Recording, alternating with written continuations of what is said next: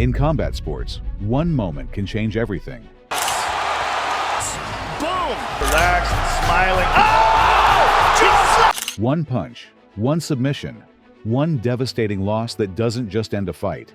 It ends a career as we knew it. Today, we're looking at 10 fighters who stepped into the octagon as one person and walked out as someone completely different. These aren't just losses. These are career-defining moments that shattered confidence, exposed weaknesses, and in some cases, ended legendary runs forever.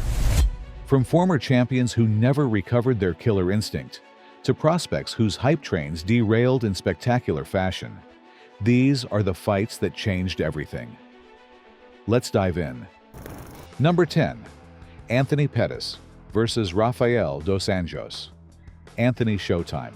Pettis was supposed to be the future of lightweight MMA. The man who landed the most iconic kick in WEC history. The flashy striker who made fighting look like art. By 2013, he was the undisputed lightweight champion, and the world was his oyster. Then came March 14, 2015. UFC 185. Rafael dos Anjos wasn't just another challenger. He was a wrecking ball disguised as a technical fighter. For 5 rounds, RDA didn't just beat Pettis. He systematically dismantled everything that made Showtime special. The leg kicks that turned Pettis' lead leg into hamburger meat. The pressure that never let up. The takedowns that grounded the high-flying champion. By the end, Pettis looked like he'd been hit by a truck. And more importantly, he looked confused, like he couldn't understand how his game plan had failed so completely. But here's the thing about confidence in fighting. Once it cracks, it's almost impossible to repair. After that loss, Pettis went 3-7 in his next 10 fights. The man who once seemed untouchable became hesitant, gun-shy, and worst of all, predictable. The brutal beating from Nate Diaz. Getting outworked by Edson Barboza. Even dropping down to featherweight couldn't save him. The RDA fight didn't just cost Pettis his title. It cost him his identity as an elite fighter. He went from being a creative, dangerous striker to someone who looked like he was fighting not to lose, rather than fighting to win. Today, Pettis is still competing, but he's never recaptured that championship magic. That one night in Dallas didn't just end his title reign. It ended the myth of Showtime Pettis as an unstoppable force. 9. Cain Velasquez versus Fabricio Werdum. Cain Velasquez was supposed to be the heavyweight GOAT, the cardio machine who could pressure heavyweights for 5 rounds. The wrestler with knockout power who had dominated Junior Dos Santos twice and made Brock Lesnar quit. He was in his prime, unbeatable, and heading to Mexico City to defend his title against Fabricio Werdum. UFC 188 in Mexico City should have been Cain's coronation, fighting in front of his people, representing Mexican heritage on the biggest stage. Instead, it became the beginning of the end. For 2 minutes, it looked like vintage Cain. Aggressive pressure, heavy hands, relentless pace. Then something happened that no one expected. Cain Velasquez, the cardio king of heavyweight division, gassed out completely. By the 3rd round, Cain was a sitting duck. Werdum, the crafty veteran, sensed blood in the water and locked in a guillotine choke that ended not just the fight, but Cain's aura of invincibility. The altitude excuse became the story. But here's the brutal truth. That loss broke something fundamental in Cain Velasquez. The man who had built his entire identity around superior conditioning had been exposed as human, and worse, as someone who could be prepared for. After Werdum, Cain's career became a series of injuries and disappointments. The rematch with Werdum got canceled due to injury. The trilogy fight with Dos Santos was competitive, but showed a more hesitant Cain. Then came the injuries. Back surgery, knee problems, a body that seemed to break down every time he got close to a comeback. His last real fight was getting knocked out by Francis Ngannou in 26 seconds. A far cry from the dominant champion who once seemed unstoppable. The Werdum loss didn't just cost Cain his title. It started a cascade of doubt and physical breakdown that he never recovered from. That night in Mexico City, we watched a champion become mortal, and once that happened, Cain Velasquez was never the same fighter again. Oito, Ronda Rousey versus Holly Holm. Ronda Rousey wasn't just a fighter, she was a cultural phenomenon. The woman who made women's MMA mainstream, who finished fights in seconds, who seemed genuinely unbeatable. Once in Human History wasn't just hype, it felt like truth. By November 2015, Rousey had defended her bantamweight title 6 times, most by first-round finish. Holly Holm was supposed to be another victim, a boxer making her second UFC appearance against the most dominant champion in the sport. 56,000 people packed Etihad Stadium in Melbourne, most expecting to see another Rousey demolition job. Instead, they witnessed one of the most shocking upsets in combat sports history. From the opening bell, nothing went according to plan for Rousey. Holm moved like a matador, staying on the outside, landing clean shots, and completely neutralizing Rousey's judo. For the first time in her career, Ronda looked ordinary. Then came the moment that changed everything. Second round, Rousey pressing forward desperately, and Holly Holm landed a head kick that sent shockwaves around the world. The most dominant champion in UFC history was unconscious on the canvas. But the knockout was just the beginning of Rousey's downfall. The loss exposed something deeper, that her entire game was built on intimidation and early finishes. When that didn't work, she had no plan B. Rousey disappeared from public view for almost a year. When she finally spoke, she revealed the dark truth. She had contemplated suicide after the loss. The woman who had seemed invincible was broken, not just physically, but mentally. Her comeback fight against Amanda Nunes lasted 48 seconds and was even more brutal than the Holm loss. Rousey looked like someone who didn't want to be there, like the fire that had made her special had been completely extinguished. She retired immediately after, never to return to MMA. The Holly Holm fight didn't just end Rousey's title reign, it ended her career and revealed that the once-in-human-history athlete was, in the end, very human indeed. Check 7. Chuck Liddell versus Tito Ortiz II. Chuck Liddell was the face of the UFC during its explosive growth in the mid-2000s. The Iceman with knockout power in both hands, the former light heavyweight champion who had cleaned out his division and become a mainstream star. His rivalry with Tito Ortiz had defined an era, and their first fight in 2004 had established Chuck as the division's king with a brutal knockout. By 2006, Chuck was still champion, still dangerous, and Tito was the challenger looking for revenge. UFC 66 was supposed to be Chuck's showcase. The rematch everyone wanted, the chance for Liddell to prove his dominance over his former training partner once again.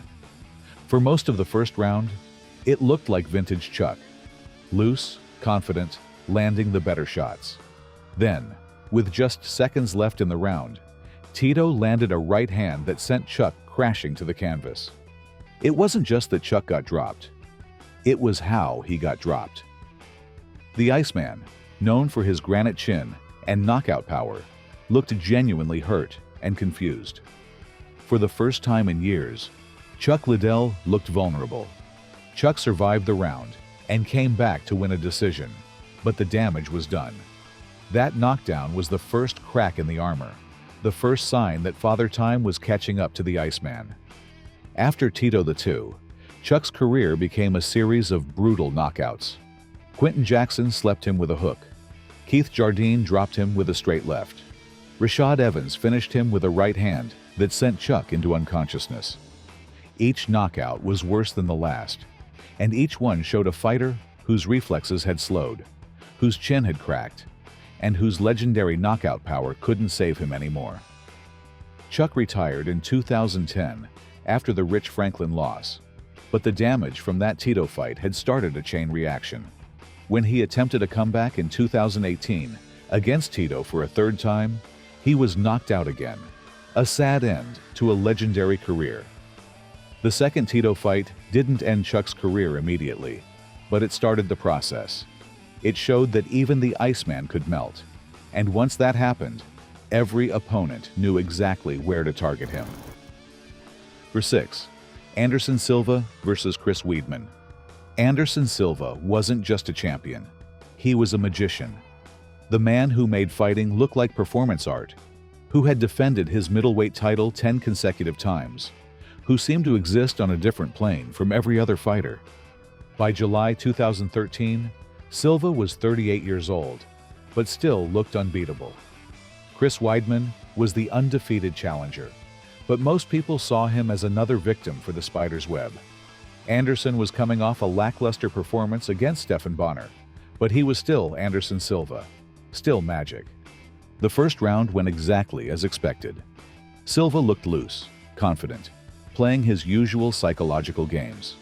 He was doing his matrix routine, hands down, making Weidman miss, looking like he was having fun. Then came the second round.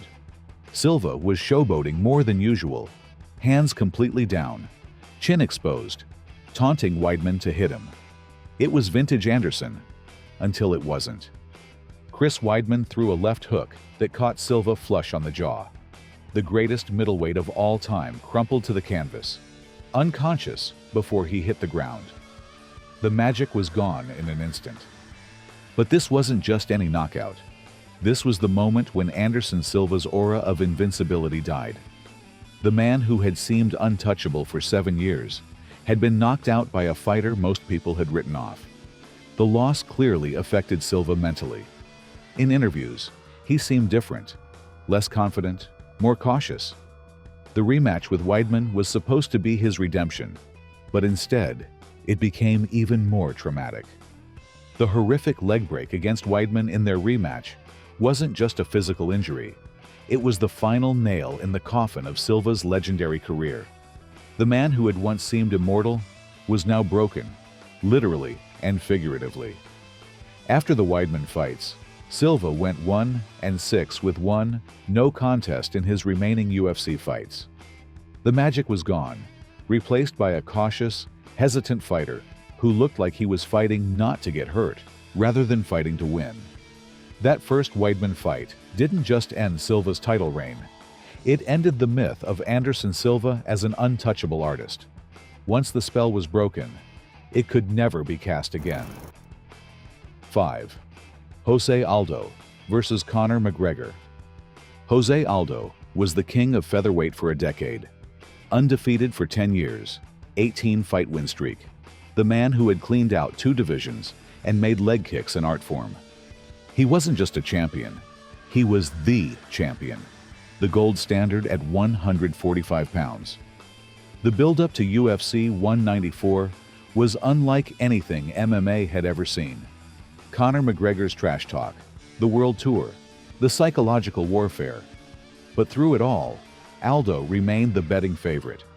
He was the proven champion facing a loudmouth challenger who had never faced anyone like the Brazilian legend. December 12, 2015, Las Vegas. The atmosphere was electric. The stakes couldn't be higher. Aldo walked to the octagon as the champion, the man who had ruled featherweight longer than anyone in UFC history. 13 seconds. That's all it took to end a decade of dominance.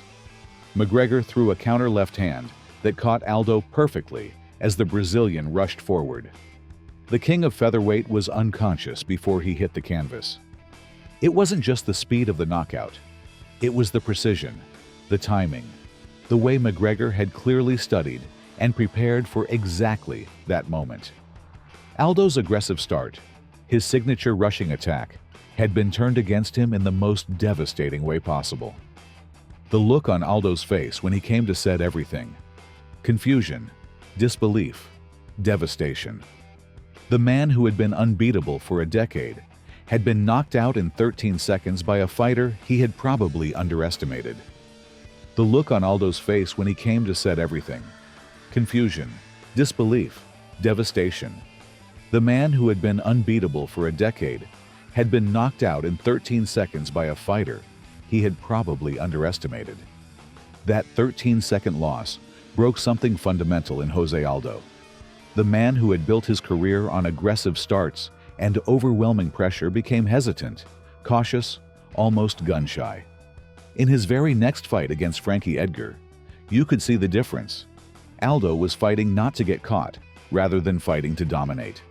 The Edgar fight showed flashes of the old Aldo, but the Max Holloway fights revealed the full extent of the damage. Against Holloway, Aldo looked like a fighter who was constantly worried about getting caught with another countershot. The killer instinct that had defined his career was replaced by survival mode. Even Aldo's move to bantamweight, where he found some success, couldn't fully restore his confidence. He's still an elite fighter, but he's never been the same aggressive, dominant force that ruled featherweight for a decade. That 13-second knockout didn't just end Aldo's title reign. It ended his psychological dominance and turned one of the most feared strikers in MMA history into a cautious, defensive fighter who could never fully trust his chin again. Number 4. Fedor Emelianenko versus Fabricio Werdum. Fedor Emelianenko wasn't just undefeated, he was mythical. The last emperor, the man who had gone nearly 10 years without a loss, who had beaten every heavyweight legend of his era. Krokop, Nogueira, Hunt, Coleman, all had fallen to the emotionless Russian who fought like a machine. When Fedor signed with Strikeforce in 2009, it was supposed to be his path to finally proving he was the greatest heavyweight of all time. The UFC had the belt, but everyone knew Fedor was the real champion. His first fight was against Fabricio Werdum, a solid but unspectacular Brazilian who was seen as a tune-up fight. June 26, 2010, San Jose, California. This was supposed to be Fedor's American coming-out party, the fight that would set up bigger matches and prove his dominance on American soil. For the first few minutes, it looked like vintage Fedor. Aggressive, powerful, landing heavy shots on Werdum. The Brazilian was getting tagged, and it seemed like only a matter of time before the last emperor would claim another victim. Then, Fedor made a mistake that would haunt him forever. Instead of staying patient and picking Werdum apart on the feet, he followed the Brazilian to the ground after dropping him. Werdum, one of the best grapplers in heavyweight history, was exactly where he wanted to be. The triangle choke that finished Fedor wasn't just a submission, it was the end of an era. The man who had seemed invincible for nearly a decade was tapping out, his 27-fight unbeaten streak over in the most shocking way possible. The silence in the arena said everything. Fans couldn't believe what they had just witnessed. Fedor Emelianenko, the last emperor, the man who never showed emotion, was sitting on the canvas looking genuinely shocked.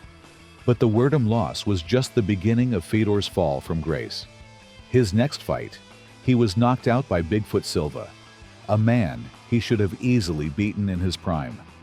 Then came the brutal knockout loss to Dan Henderson, a light heavyweight moving up in weight. 3 losses in a row. The man who had gone nearly 10 years undefeated lost 3 straight fights, each one more devastating than the last. The aura of invincibility was completely shattered. Fedor would eventually return and win some fights against lesser competition, but he was never the same fighter. The man who had once seemed like a Terminator became hesitant, hittable, and most importantly, beatable. The Werdum fight didn't just end Fedor's unbeaten streak, it ended the myth of Fedor Emelianenko as an unstoppable force, and revealed that even legends are human. 3. Lyoto Machida versus Shogun. Lyoto Machida had revolutionized light heavyweight fighting. The Dragon's karate-based style was unlike anything MMA had seen, elusive, precise, and devastatingly effective. He had gone undefeated for years, captured the light heavyweight title, and seemed to have solved the puzzle of MMA striking. His first fight with Shogun Rua at UFC 104 was controversial. Many thought Shogun had won, but Machida got the decision. The rematch was supposed to settle the debate once and for all. UFC 113 in Montreal was Machida's chance to prove that the first fight wasn't a fluke, that his karate style could consistently neutralize aggressive strikers like Shogun. He was still the champion, still undefeated, still seemingly untouchable. From the opening bell, this fight felt different. Shogun looked more aggressive, more confident. Machida was still moving well, but something seemed off. He wasn't as elusive, wasn't finding the angles that had made him so successful. Then, in the first round, Shogun landed a left hook that sent Machida crashing to the canvas. But it wasn't just the knockout, it was how helpless Machida looked as Shogun followed up with ground strikes. The Dragon, who had seemed untouchable, was getting pounded out on the ground. When the referee stopped the fight, it wasn't just a new champion being crowned. It was the end of Machida's aura of invincibility. The karate style that had seemed so revolutionary suddenly looked exploitable. After the Shogun loss, Machida's career became a series of inconsistent performances and devastating knockouts. The Rashad Evans knockout, the Vitor Belfort front kick, the Luke Rockhold submission. Each loss showed a fighter who had lost the timing and distance control that had made him special. Machida would still win fights, but he was never the same elusive, untouchable fighter. The confidence that had allowed him to stay just out of range while landing precise counters was replaced by hesitation and uncertainty. Even his move down to middleweight couldn't fully restore his form. The Dragon was still dangerous, but the mystique was gone. Opponents no longer feared his karate style. They had seen it could be solved. The second Shogun fight didn't just cost Machida his title. It cost him his identity as an unsolvable puzzle, and turned him into just another good fighter in a division full of them. Number 2. BJ Penn versus Frankie Edgar. BJ Penn was supposed to be untouchable at lightweight. The prodigy, the natural athlete who had won titles in 2 divisions, who had dominated the lightweight division like no one before him. His boxing was crisp, his takedown defense was legendary, and his heart was unquestionable. By 2010, BJ had cleaned out the lightweight division. He had dominated Joe Stevenson, destroyed Sean Shirk, and outclassed Kenny Florian. Frankie Edgar was supposed to be another victim, a smaller, less experienced fighter who was getting a title shot he hadn't really earned. UFC 112 in Abu Dhabi was supposed to be BJ's showcase in the Middle East. Edgar was a 3-1 underdog, and most people expected Penn to finish him within 2 rounds. From the opening bell, nothing went according to plan for BJ Penn. Edgar was moving constantly, landing shots from angles BJ had never seen before, and most importantly, making the Hawaiian legend look slow and predictable. For 5 rounds, Edgar put on a clinic in movement and boxing. BJ, who had built his career on superior boxing and ring IQ, was being outboxed by a fighter most people had never heard of. Worse, he looked confused, like he couldn't figure out how to solve the puzzle Edgar was presenting. When the decision was announced, unanimous for Edgar, BJ looked genuinely shocked. The man who had seemed untouchable at lightweight had been thoroughly outclassed by a fighter who wasn't supposed to belong in the same octagon. But the Edgar loss was more than just a bad night for BJ Penn. It was the beginning of the end of his legendary career. The rematch, 5 months later, was even worse, with Edgar stopping BJ in the 4th round with a brutal beating. After the Edgar fights, BJ's career became a series of devastating losses. The third Matt Hughes fight, where he was dominated by a fighter he had beaten twice before. The Nick Diaz fight, where he was battered and bloodied. The Rory McDonald fight, where he looked like a shell of his former self. BJ would retire and come back multiple times, but he was never the same fighter. The man who had once seemed like a natural at everything became hesitant, slow, and most tragically, easy to hit. His final UFC fights were painful to watch. Losses to younger, hungrier fighters who treated the former champion like just another opponent. The BJ Penn, who had once been considered one of the greatest pound-for-pound fighters in the world, was gone, replaced by a shadow who couldn't recapture the magic. The first Edgar fight didn't just end BJ's title reign. It ended his confidence and started a decline that would define the final decade of his career. Number 1. Matt Hughes versus Frank Trigg. Wait, this might seem like an odd choice for number 1, because Matt Hughes actually won this fight in spectacular fashion. But here's the thing. Sometimes the most career-defining moment isn't the loss itself, but what happens right before the comeback. Matt Hughes was the king of welterweight, the farm-strong wrestler who had dominated the division with his ground and pound, who had defended his title multiple times, who seemed physically superior to every opponent he faced. Frank Trigg was getting his second shot at Hughes after losing their first fight.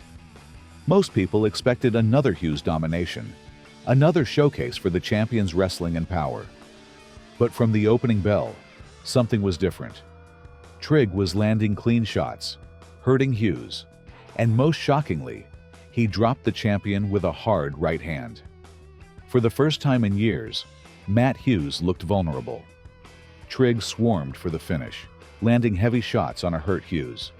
The champion was in serious trouble, looking like he might get finished for the first time in his UFC career. This was the moment that should have ended Hughes's dominance. Instead, Hughes did something that became legendary. He picked up Trigg, carried him across the octagon, and slammed him down with such force that Trigg was knocked unconscious instantly. It was one of the most spectacular comebacks in UFC history. But here's why this fight changed Hughes forever. It showed him he was mortal. For the first time, he had been hurt, nearly finished, and forced to dig deeper than ever before. The slam was incredible, but the fact that he needed it revealed cracks in his armor. After the Trigg fight, Hughes was never quite the same dominant force. His losses to BJ Penn showed a fighter who had lost a step, who could be outboxed and outmaneuvered. The physical dominance that had defined his career was fading. The Georges St-Pierre fights were the final nail in the coffin. Hughes looked slow, predictable, and most importantly, beatable. The man who had once seemed physically superior to everyone was being dominated by a younger, more athletic fighter. Hughes would eventually retire as a legend, but the Trigg fight was the turning point. It was the moment when the king of welterweight realized he wasn't invincible. And once that realization set in, his decline was inevitable.